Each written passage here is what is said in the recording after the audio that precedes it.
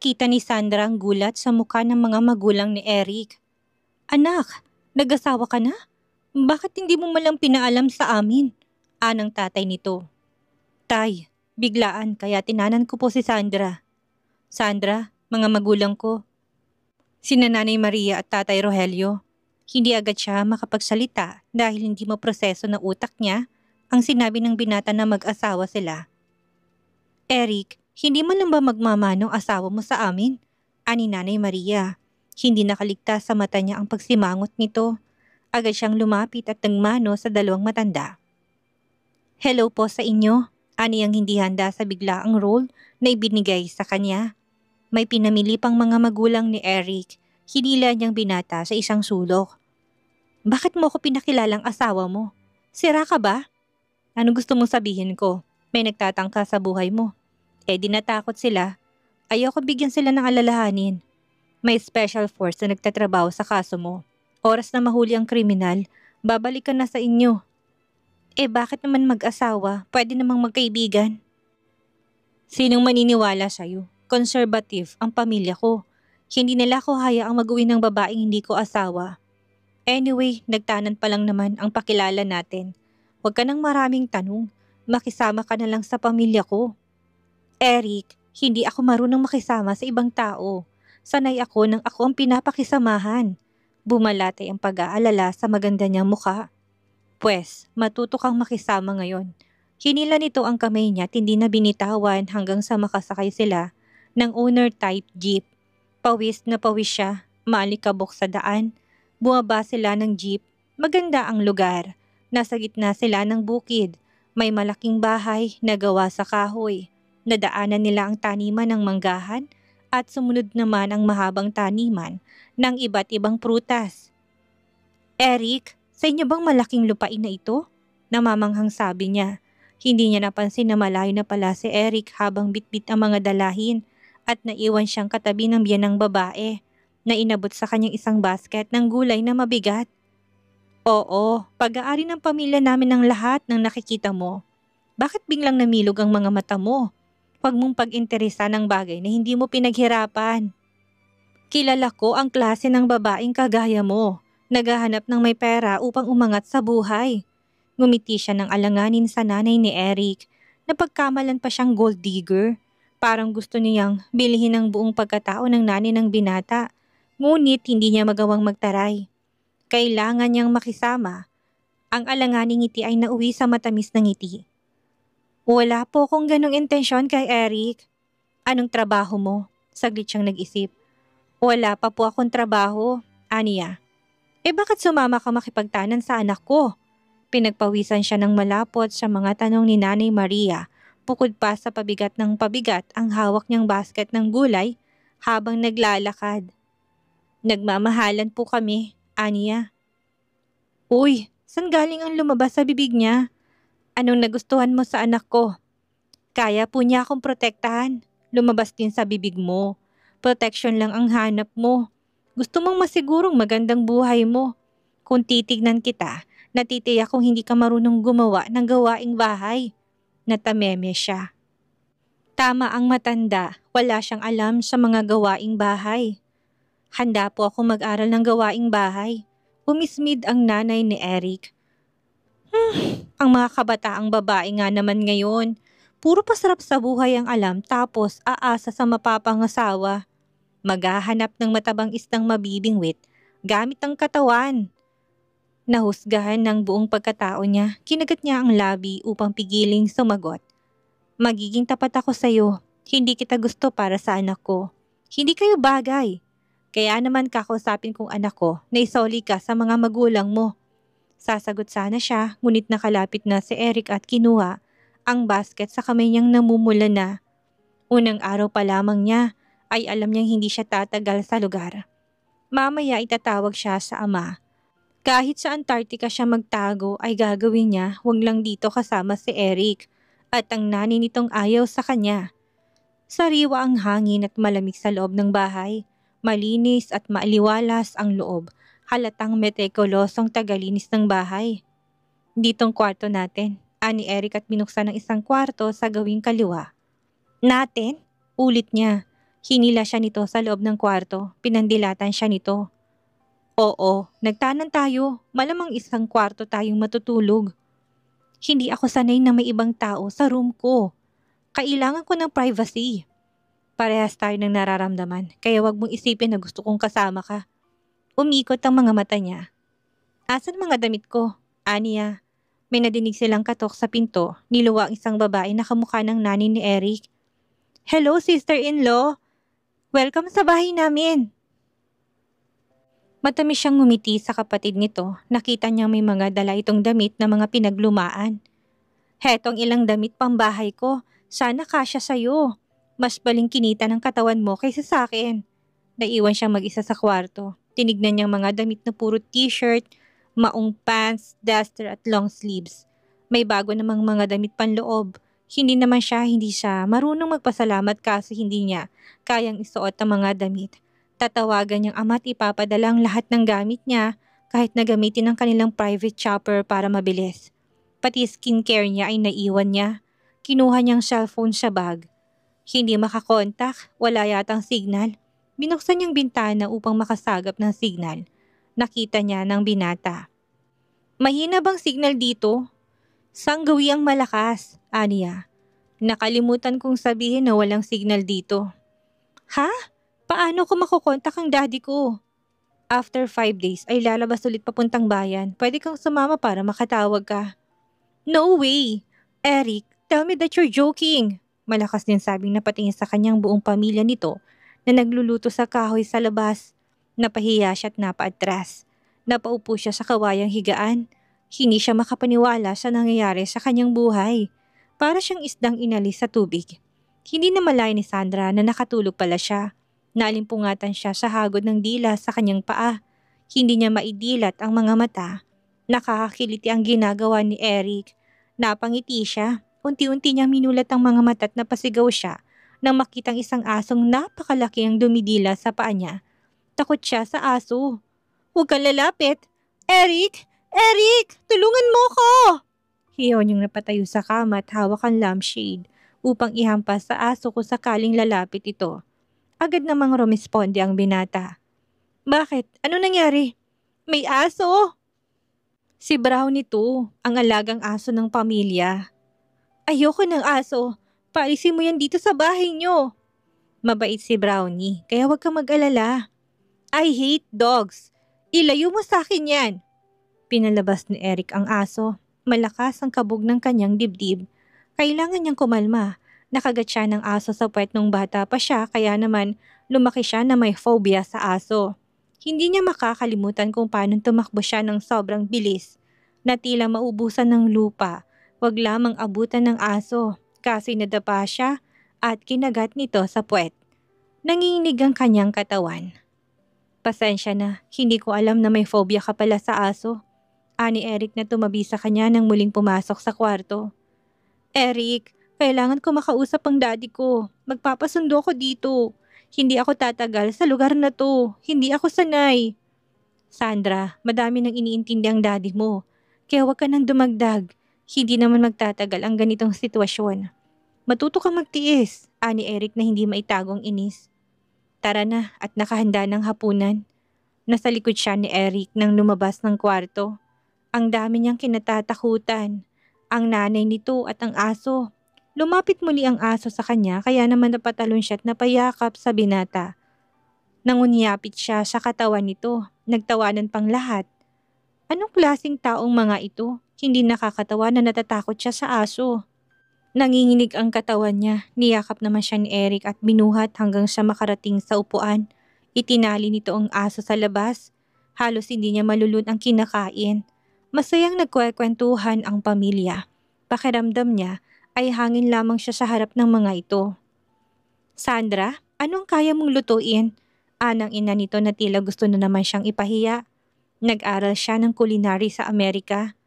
Madami po kagaya ng roast chicken, eggs benedict, bread, spaghetti at meatballs, French omelette, sirred fish, Caesar salad at marami pa pong iba.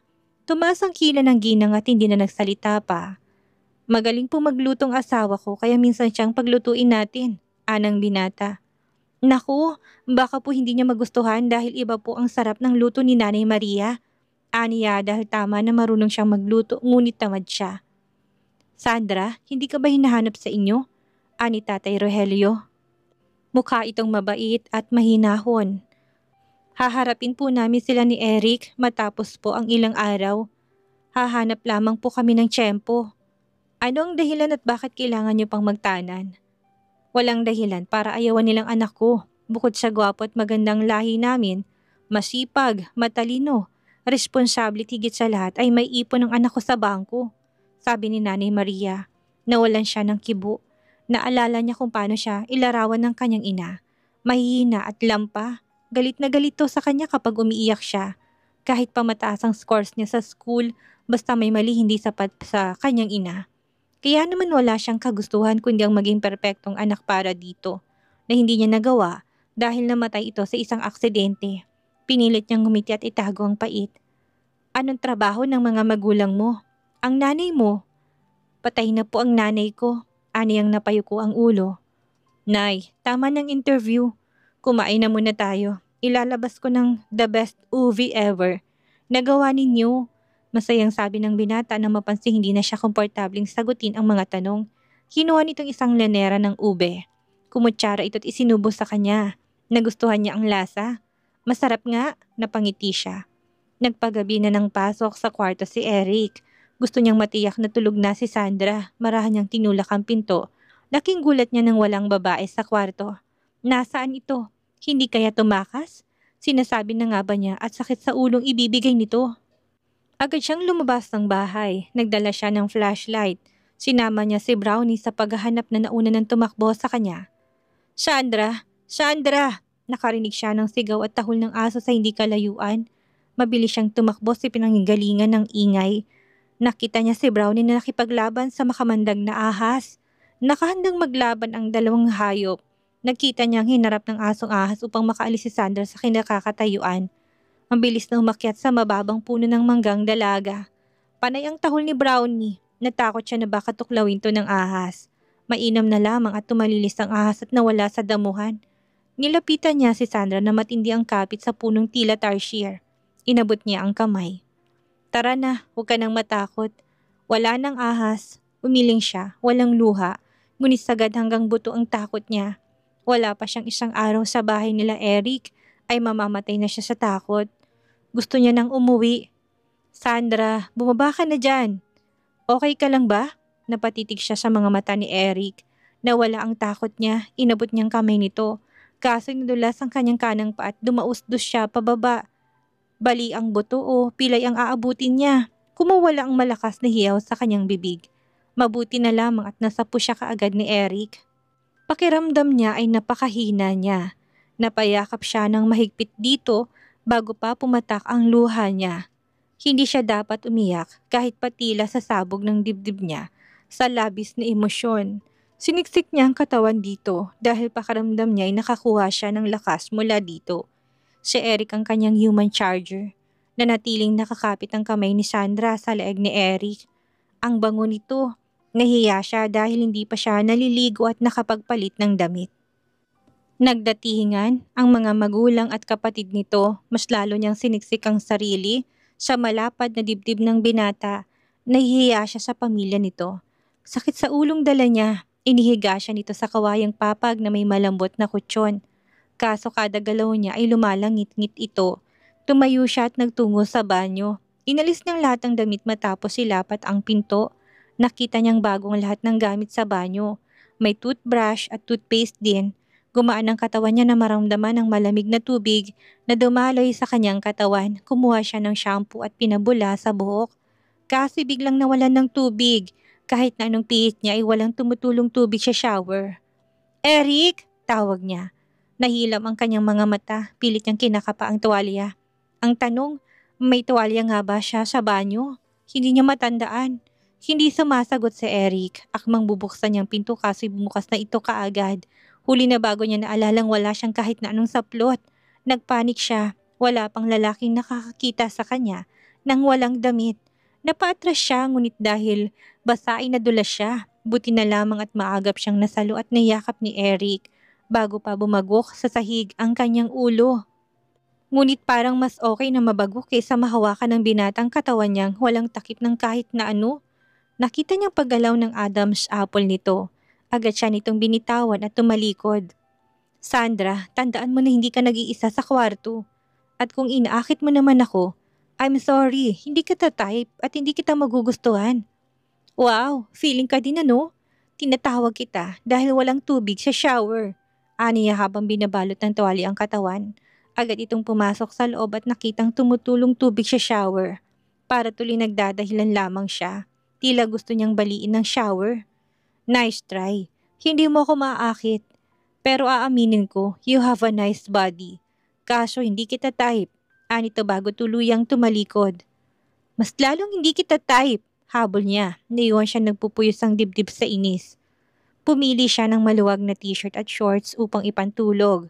Walang aircon ng kwarto, ngunit may electric fan naman at malamig ang simoy ng hangin. Walang imig na pumasok sa kwarto si Eric. Nagulat siya na manghihiga ito sa kanyang tabi. Hoy, bakit ka higa sa tabi ko? At saan ako matutulog? Napalinga siya sa loob ng malit na kwarto. Diyan sa lapag. No way, kung gusto mo ikaw ang matulog sa lapag, kung ayaw mo akong katabi. Malaki ang higaan. Hindi tayo magkakadikit kung hindi ka malikot matulog. Lumalangit-ngit na nga, baka masira kapag humiga tayong dalawa. Ang bigat mo, tapos nakakahiya pa sa kanila. Baka akala ko anong ginagawa natin. Ani ang pinamulahan ng muka. Para kang kamatis kung mamulang pisngi mo. Parang first time mo may makatabing lalaki. Huwag kang mag-alala, harmless ako. I'm very professional. Trabaho lang lahat na namamagitan sa ating dalawa. Excuse me, marami na akong karanasan sa mga lalaki. Hindi ikaw ang una kong makakatabi. At okay lang sa akin na makatabi ka. Hindi rin kita gusto kaya huwag kang mag-alala. Pagsisinungaling niya upang pagtakpan ng kahihiyan. Humiga na siya, tumalikod sa binata at nagtalukbong ng kumot na unti-unti din niyang ibinaba dahil mainit kapag may kumot. Naharangan ng hangin mula sa electric fan. Nagising siya kinabukasan na nag-iisa na lamang sa kwarto. Napasilip siya sa bintana, bumungad sa kanyang malamig na simoy ng hangin. Ang sinag ng umagang araw at ang pandesal ni Eric, natanaw niya itong walang pang itaas at nagbobomba ng poso. Hindi niya mailayong mga mata, tila gusto niyang magpa-headlock sa biceps nito, nangingintabang katawan nito sa pawis. Literal na yummy. Talagang umagang kay ganda. Eric, nasaan ang asawa mo? Napakatamad naman ng tulog pa hanggang ngayon. Boses ng nanay nito. Nagkubli siya. Kontrabida ang magiging biyanan niya. Buti na lang at hindi totoong mag-asawa sila. Gigisingin ko na po. Ngumiti na kayo. Dinig niya sabi ni Eric na nasa tapat na pala ng bintanang mag-ina. Eric, mag-isip kang mabuti hanggat hindi pa kayo kasal. Alam mo naman ang kababata mo si Ariana ang gusto ko mapangasawa mo. Nay, wag na po muna nating pag-usapan yan. Mabuting babae si Ariana, bagay kayo. Kapag nagkatuluyan kayo ay mas lalawak ang lupain natin. Dapat wise ka sa pagpili ng papangasawa. Hindi yung babaeng aasa lang sa'yo. Teka, hindi mo pa nga pala siya dinadalaw. Ani Nanay Maria. Uminit ang bunbunan niya sa nadinig ngunit binaliwala niya. Hindi naman siya magtatagal dito. Alam niyang ginagawa ng amang lahat upang mapabilis na mahuli ang kriminal na nagtatangka sa buhay niya. Nay, pupuntahan ko po si Ariana. Alam naman po ninyong importante siya sa akin at hindi ko siya nakakalimutan. May konting kirot siyang naramdaman sa nadinig. Si Ariana pala ang babaeng tinatangi ng binata. Siya pala ang maswerteng babae. Lumabas na siya ng kwarto at binating pamilya ni Eric. Nay, ano pong may tutulong ko? Tapos na, tanghali ka nang gumising. Masungit na sabi nito. Napatingin siya kay Eric, tumango ito na para bang sinasabing pagpasensyahan niya ang matanda. Naupo siya sa mesa at pinagmasdan si Eric na nag-iigib ng tubig. Kaya nitong buhatin ng 2 timbang malaki. Lalong lumaki ang muscles nito. Malaki din kaya ang ano nito? Pinilig niya ang ulo. Sa dami ng problema niya ay nakakapag-isip pa siya ng kahalayan. Eric! Tinig mula sa isang magandang babae. Nakabulaklaking bestida ito, kulot ang buhok nitong tila sing itim ng gabi. Napalingon ng binata. Ariana, masayang sabi ng Nanay Maria. Tumatakbong babae palapit kay Eric at pinabang binatang hawak na 2 timba. Kitang-kita niyang pagyayakap ng dalawa. Tila slow motion ang paligid. Tumigil ang mundo at tangi silang 3 lamang ang tao. Siya, si Eric at si Ariana. Bakit masakit ang eksena?